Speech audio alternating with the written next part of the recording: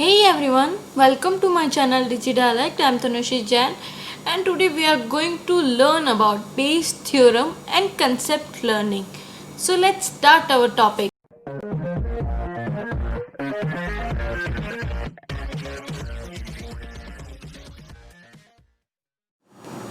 Simplistic view concept learning का क्या हो सकता है कि अपन फीड करते हैं मशीन को ट्रेनिंग डेटा से और फिर क्या करते हैं अपन कैलकुलेट करते हैं पॉइस्चर प्रोबेबिलिटी हाइपोथेसिस की और जो आउटपुट होता है वो क्या निकलता है मोस्ट प्रोबेबल हाइपोथेसिस।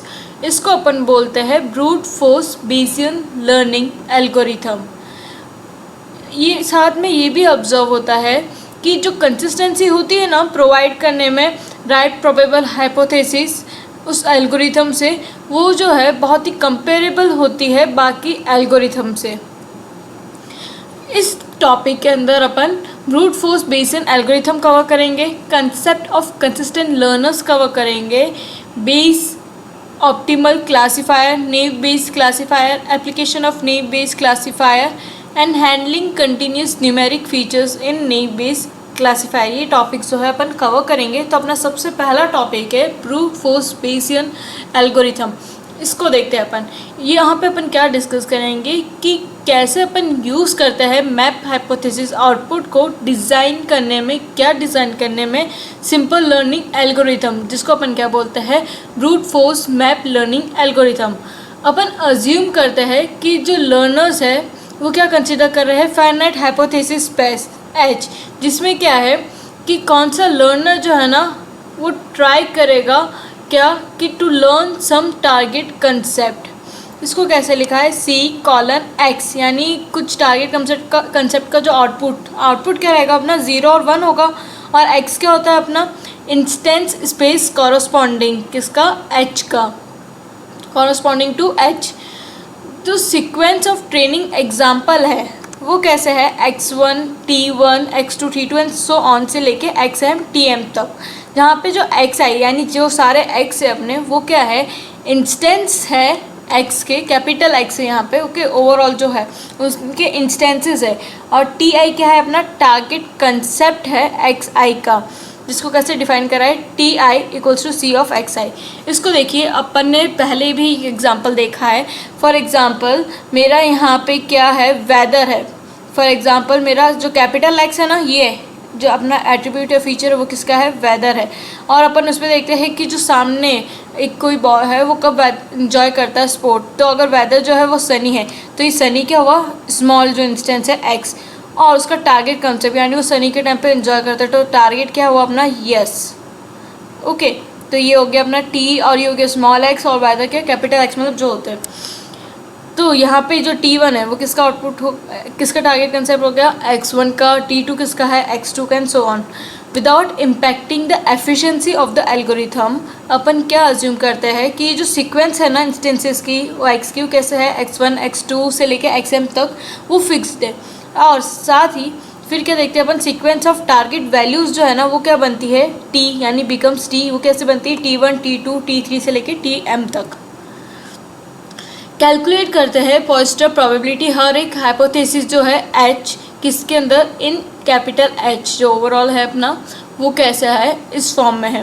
अब अपन क्या करेंगे identify the H MAP with the highest posterior probability. तो उसको कैसे करा है H मैप का ये जो फॉर्मूला है H मैप इक्वल्स टू करके उसको देखा है। यहाँ पे नोट करना कि जब अपन कैलकुलेट करते हैं पॉइस्चर प्रोबेबिलिटी हर एक हाइपोथेसिस की वो क्या रिक्वायर करता है हाई वॉल्यूम ऑफ कंप्यूटेशन की रिक्वायरमेंट रहती है, और फिर क्या होता है for a large volume of hypothesis space, यानी लार्ज वॉल्यूम और जो large volume of hypothesis space होता है उसको अचीव करना है ना डिफ़िकल्ट होता है।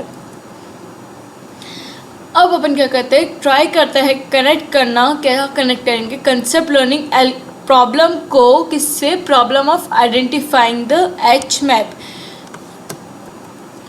तो प्रोबेबिलिटी डिस्ट्रीब्यूशन के बेसिस पे क्या है P of H and P of TH पे अपन क्या डिराइव करते हैं प्रायर नॉलेज डिराइव करते हैं लर्निंग टास्क का।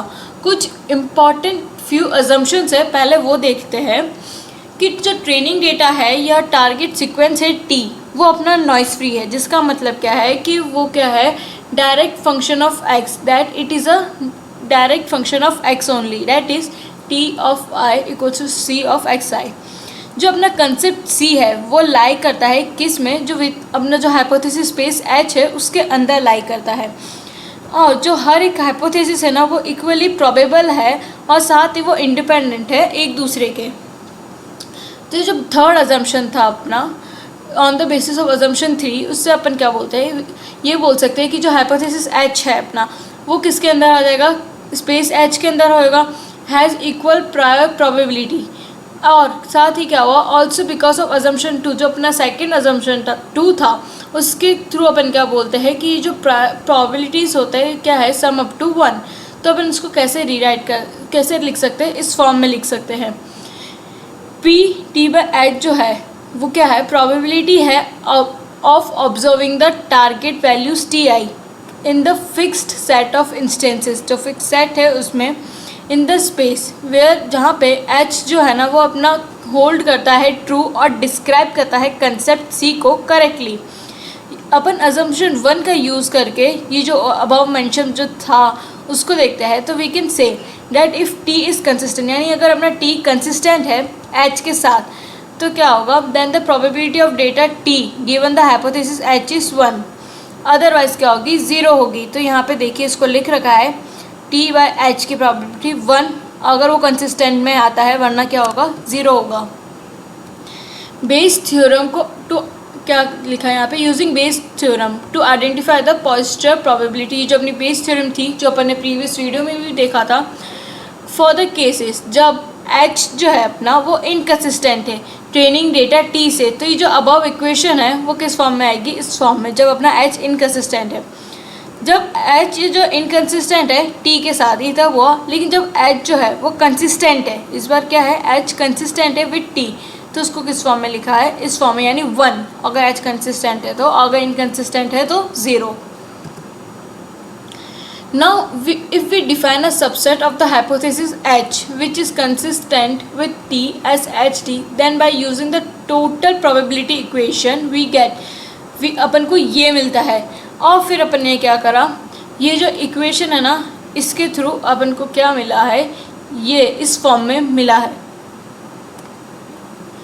So with our set of assumption about P of H and PT by H, we get the positive probability PH by TS। अब अपन को positive जो probability है वो इस फॉर्म में मिली है, जहाँ पे HD क्या है, अपना number of hypothesis, कहाँ से, from the space H which are consistent with the target data set T।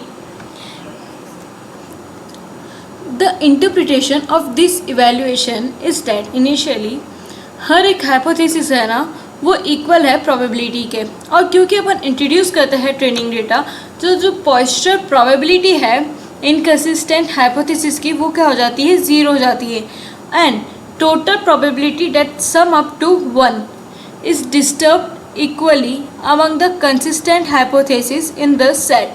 So under this condition each consistent hypothesis is a map hypothesis with positive probability 1 upon HD।